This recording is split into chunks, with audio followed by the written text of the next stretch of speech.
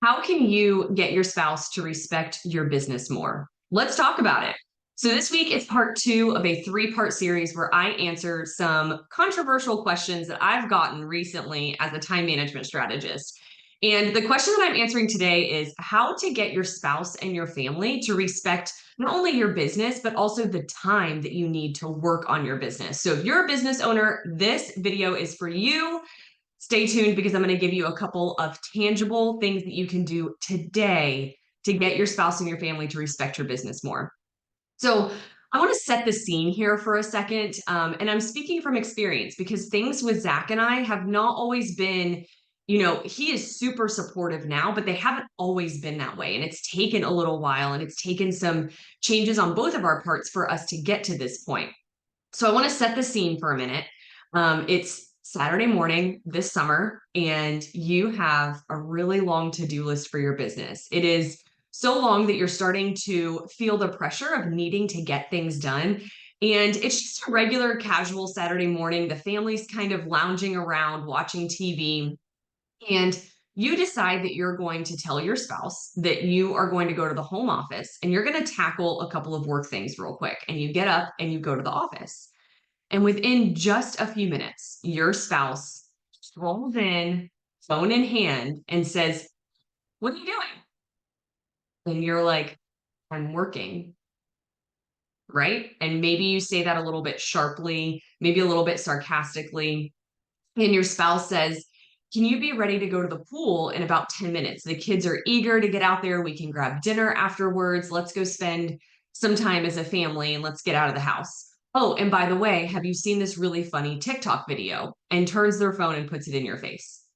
And you are absolutely stunned by this behavior because you're like, didn't I just tell him that I had a lot of work to get done and that I needed a couple of hours quiet time dedicated to my business in the office?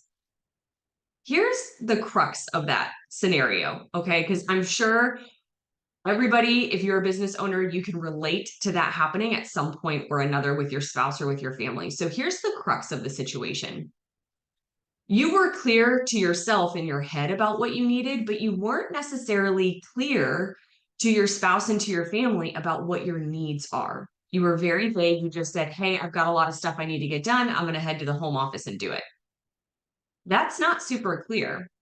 The second part is that your spouse also didn't really respect the needs that you did communicate, even if it wasn't the full picture, right? So you did say, "Hey, I have to go get some business stuff done. I'm going to head to the office to do it." But they still didn't respect the fact that you went to the office and you were working and they still interrupted you within only a few minutes.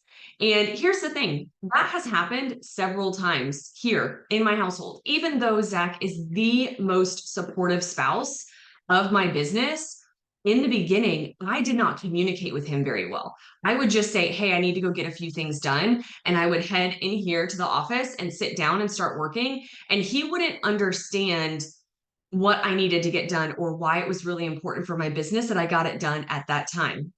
Because some people can be more social while they're working. Some people don't have to be super focused. I'm not one of those people. I don't know a lot of women who are those people that can socialize and talk and get a lot of work done at the same time. It's really better if you focus on the work that you need to focus on. And I think with women business owners, there is this story that is sold to us that is you can work a business that you own in the pockets of time.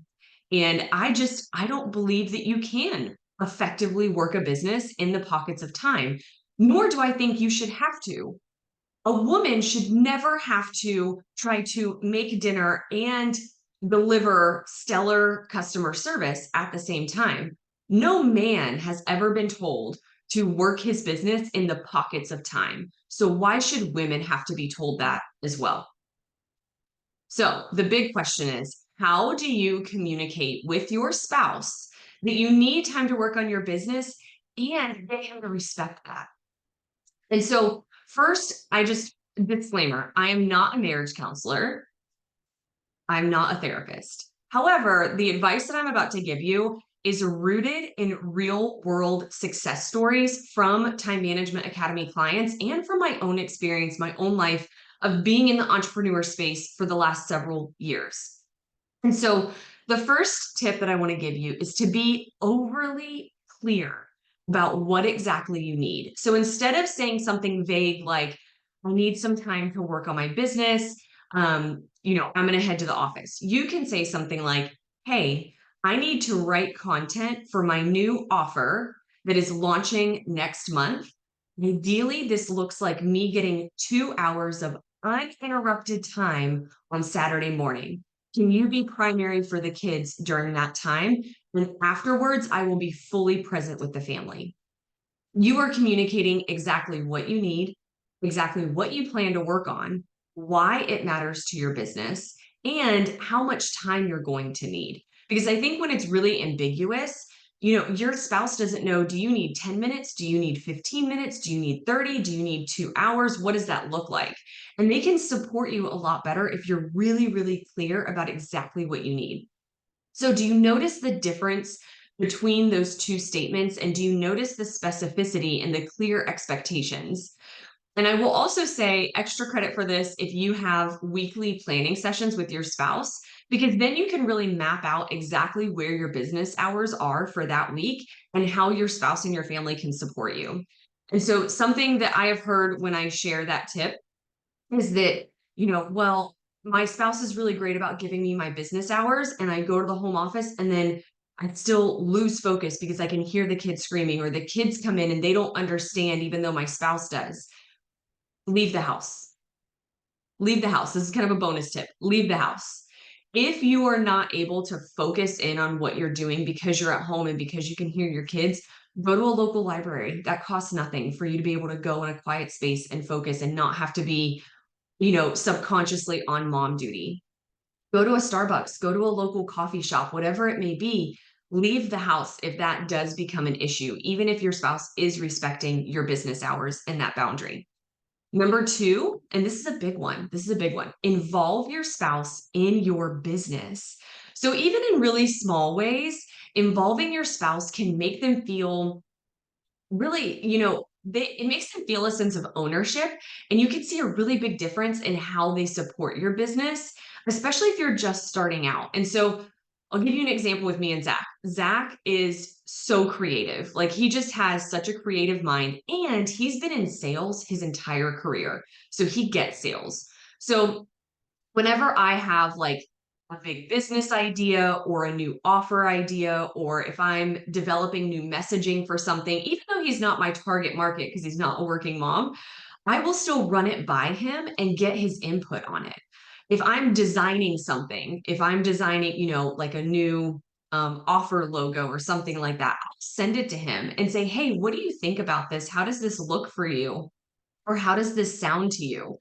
And the other thing I'll do is I will send him screenshots of testimonials that my clients give me or things that people are saying about me, because this is third party confirmation for your spouse, right? So just like how it works with future clients, as a business owner, it's always really good to have that third party validation with client testimonials. It's the same thing for your spouse, because if you don't share that with your spouse, they don't necessarily know the type of results that you're getting for people. And that's so important for them to understand. So be sure to share results and testimonials and things like that with your spouse and let them celebrate you. And so, another example is maybe your spouse is really good with numbers. Maybe they're in the finance industry or maybe they're a CPA.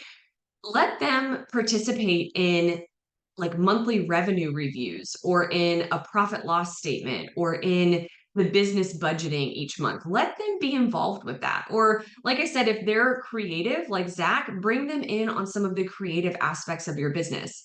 I'm not saying you have to listen to them, but I am saying that bringing them in to the more behind the scenes side of your business instead of just talking about it with them, that's going to make them feel a sense of ownership.